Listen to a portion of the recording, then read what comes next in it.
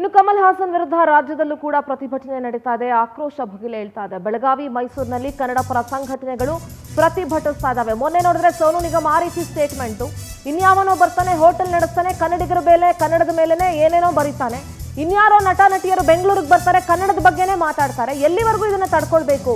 ಬೆಳಗಾವಿಯ ಐನಾಕ್ಸ್ ಚಿತ್ರಮಂದಿರದ ಬಳಿ ಕರವೇ ಪ್ರತಿಭಟಿಸಿತು. ಕರವೇ ನಾರಾಯಣಗೌಡ ಬಣದಿಂದ ಪ್ರತಿಭಟನೆ ನಡೆದಿದೆ. ಭಾವಚಿತ್ರಕ್ಕೆ ಚಪ್ಪಲಿಯಿಂದ ಹೊಡೆದು ಧಿಕ್ಕಾರ ಕೂಗಿ ಆಕ್ರೋಶ ವ್ಯಕ್ತಪಡಿಸಿದ್ದಾರೆ. ಕಮಲ್ ಹಾಸನ್ ವಿರುದ್ಧ ರಾಜ್ಯದಲ್ಲೂ ಪ್ರತಿಭಟನೆ ನಡೀತಾ ಇದೆ, ಆಕ್ರೋಶ ವ್ಯಕ್ತವಾಗ್ತಾ ಇದೆ. ಅಲ್ಲಿ ಅವರ ಸಿನಿಮಾಗಳನ್ನ ಇಲ್ಲಿ ಬಿಡುಗಡೆನೆ ಮಾಡಬಾರದು ಅಂತ. ಕನ್ನಡ ಮತ್ತು ಕನ್ನಡದ ಇತಿಹಾಸ ಗೊತ್ತಿಲ್ಲದೆ ಇದ್ದ ಮೇಲೆ ಬಾಯಿ ಹೋದಂಗೆ ಯಾಕೆ ಮಾತಾಡಬೇಕು?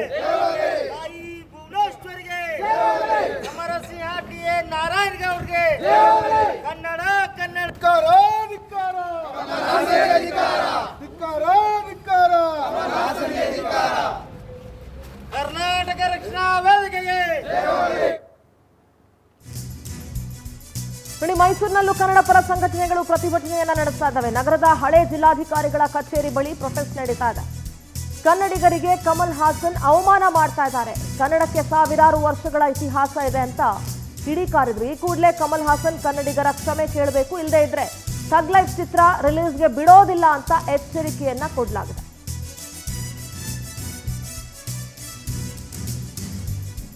ಇಲ್ಲಿಯವರು ಬಂದು ಅವರ ಸಿನಿಮಾಗಳನ್ನ ನೋಡ್ಬೇಕು, ಇಲ್ಲಿ ಸಿನಿಮಾ ಪ್ರಚಾರಕ್ಕೋಸ್ಕರ ಬರ್ತಾರೆ, ಆದ್ರೆ ಇಲ್ಲಿಯವರ ಮೇಲೆ ದುರಾಂಕಾರ ದರ್ಪವನ್ನ ತೋರಿಸ್ತಾರೆ. ಏನಕ್ಕೆ ಬಿಡಬೇಕು?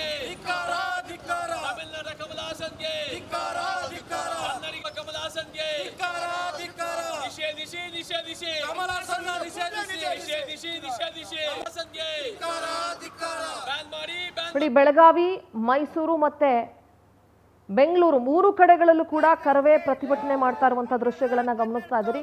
ಒಂದ್ ರೀತಿ ಎಲ್ಲರೂ ಕೂಡ ಕನ್ನಡಿಗರ ಅಸ್ಮಿತೆಗಿನ ಚ್ಯುತಿ ತರುವಂತಹ ಮಾತುಗಳು, ಹೇಳಿಕೆಗಳನ್ನ ಕೊಡೋದಿದೆಯಲ್ಲ, ಇದು ಎಂದಿಗೂ ಕೂಡ ಸಹಿಸ್ಕೊಳ್ಳೋದಕ್ಕಾಗೋದಿಲ್ಲ. ಯಾಕೆ ಕನ್ನಡಿಗರ ಮೇಲೆ ಇಷ್ಟೊಂದು ನಿಮಗೆ ಹೊಟ್ಟೆ ಕಿಚ್ಚು ಯಾಕೆ, ಹೊಟ್ಟೆ ಉರಿ ಯಾಕೆ? ಇಲ್ಲೇ ಬರ್ತೀರಿ, ಇಲ್ಲೇ ಬೆಳಿತೀರಿ, ಇಲ್ಲಿ ಸಿನಿಮಾಗಳು, ಇಲ್ಲಿಯವರು ನಿಮ್ಮ ಸಿನಿಮಾಗಳನ್ನ ನೋಡ್ಬೇಕು, ಅದರಲ್ಲೂ ಬೆಂಗಳೂರಿಗೆ ಬಂದು ಮಾತಾಡೋಷ್ಟು ಧೈರ್ಯ ಮಾಡ್ತೀರಿ ಅಂತ ಹೇಳಿದ್ರೆ ಅದು ಎಂಥ ದೊಡ್ಡ ನಟ ಆಗಿರ್ಲಿ, ಯಾರೇ ಆಗಿರ್ಲಿ, ಕನ್ನಡಕ್ಕಿಂತ ದೊಡ್ಡವ್ರು ಯಾರೂ ಇಲ್ಲ ಅಂತ ನಾನು 100 ಸಲ ಹೇಳ್ತೀನಿ. ಕನ್ನಡಿಗರ ಕ್ಷಮೆ ಕೇಳಬೇಕು ಅಂತ ಕನ್ನಡ ಪರ ಸಂಘಟನೆಗಳು ಆಗ್ರಹಿಸ್ತಾ ಇದ್ದಾರೆ.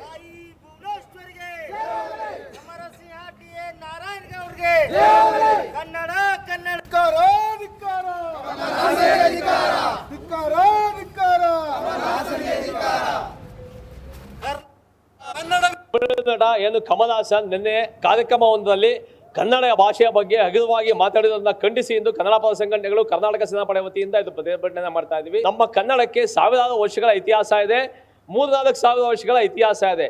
ಏನು ಸಂಸ್ಕೃತ ಬಿಟ್ಟರೆ ಬಹಳ ಪ್ರಾಚೀನ ಭಾಷೆಗಳಲ್ಲಿ ನಮ್ಮ ಕನ್ನಡ ಒಂದು.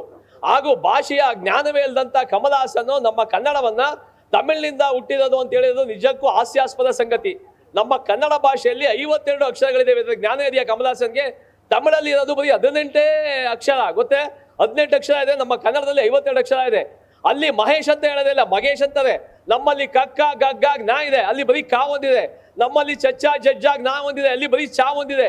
ಈ ರೀತಿ ಬರೀ 18 ಭಾಷೆನ ಇಟ್ಕೊಂಡು ನಮ್ಮ 18 ಅಕ್ಷರಗಳನ್ನ ಇಟ್ಕೊಂಡು 52 ಅಕ್ಷರ ಇರುವಂತ ಕನ್ನಡದ ಮೇಲೆ ಏರಿಕೆಯನ್ನ ಮಾಡಿದ್ರೆ ನಿಜಕ್ಕೂ ನಮ್ಮ ಫಿಲ್ಮ್ ಬ್ಯೂರೋ ಕರೆಸ್ಪಾಂಡೆಂಟ್ ದೀಪಿಕಾ ನೇರ ಸಂಪರ್ಕದಲ್ಲಿ ಜಾಯ್ನ್ ಆಗ್ತಾ ಇದ್ದಾರೆ. ದೀಪಿಕಾ, ಕನ್ನಡ ಮತ್ತು ಕನ್ನಡಿಗರ ಮೇಲೆ ಇತ್ತೀಚಿನ ದಿನಗಳಲ್ಲಿ ನಡೀತಾ ಇರುವಂತಹ ದೌರ್ಜನ್ಯ ಎಲ್ಲವನ್ನ ಕೂಡ ನೋಡ್ತಾ ಇದ್ದೀವಿ. ಅಂದ್ರೆ ಬೆಂಗಳೂರು, ರಾಜ್ಯದ ರಾಜಧಾನಿ ಬೆಂಗಳೂರಿಗೆ ಬಂದು ಇಲ್ಲಿ ಭಾಷೆ, ಇಲ್ಲಿ ನೆಲ, ಇಲ್ಲಿ ಜನರ ಮೇಲೇನೆ ಮಾತಾಡುವಂಥವರ ಸಂಖ್ಯೆ ಕೂಡ ಜಾಸ್ತಿ ಆಗ್ತಾ ಇದೆ.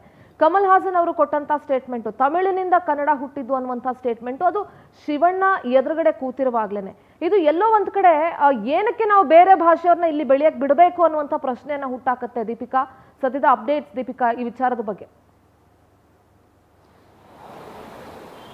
ಸಿಂಧೂರ, ನಾವು ಗಮನಿಸಬಹುದು ಕನ್ನಡ ಭಾಷೆ ನೆಲ ಅಥವಾ ಹೋರಾಟ ಅಂತ ಬಂದಾಗ ಪ್ರತಿಯೊಬ್ಬರು ಕನ್ನಡ ಭಾಷೆಯನ್ನ ತುಳಿಯುವಂತ ಪ್ರಯತ್ನವನ್ನ ಮಾಡ್ತಿದ್ದಾರೆ ಅಂತ ಪ್ರಶ್ನೆ ಹುಟ್ಟಾಕೊಳ್ಳುತ್ತೆ. ಯಾಕಂದ್ರೆ ಬೇರೆ ರಾಜ್ಯಕ್ಕೆ ಹೋಲಿಕೆ ಮಾಡಿದ್ರೆ ಅಲ್ಲಿ ಅವರ ರಾಜ್ಯದ ಭಾಷೆ ಯಾವುದು ಅದಕ್ಕೆ ಫಸ್ಟ್ ಪ್ರಿಫರೆನ್ಸ್ ಕೊಟ್ಟು ಉಳಿದ ಭಾಷೆಗಳನ್ನ ಗೌರವಿಸ್ತಾರೆ. ಆದ್ರೆ ಕರ್ನಾಟಕಕ್ಕೆ ಬಂದ್ರೆ ಕನ್ನಡವನ್ನ ಬಿಟ್ಟು ಬೇರೆಲ್ಲಾ ಭಾಷೆಗೂ ಫಸ್ಟ್ ಪ್ರಾಧಾನ್ಯತೆ ಕೊಟ್ಟು ನಂತರ ಕನ್ನಡಕ್ಕೆ ಕೊಡ್ತಾರೆ. ಇದೆಲ್ಲೋ ಒಂದು ಕಡೆ ಕನ್ನಡವನ್ನ ಅವಮಾನ ಮಾಡುವ ರೀತಿಯಲ್ಲಿ ಪ್ರತಿ ಕನ್ನಡಿಗನಿಗೂ ಭಾವಿಸುತ್ತಾನೆ. ಯಾಕಂದ್ರೆ ಇತ್ತೀಚೆಗೆ ಕಮಲ್ ಹಾಸನ್ ಅವರ ಥಗ್ ಲೈಫ್ ಅನ್ನುವಂಥ ಸಿನಿಮಾದ ಒಂದು ಪ್ರಮೋಷನ್ ವೇಳೆ ಶಿವಣ್ಣ ಅವರು ಭಾಗಿಯಾಗ್ತಾರೆ.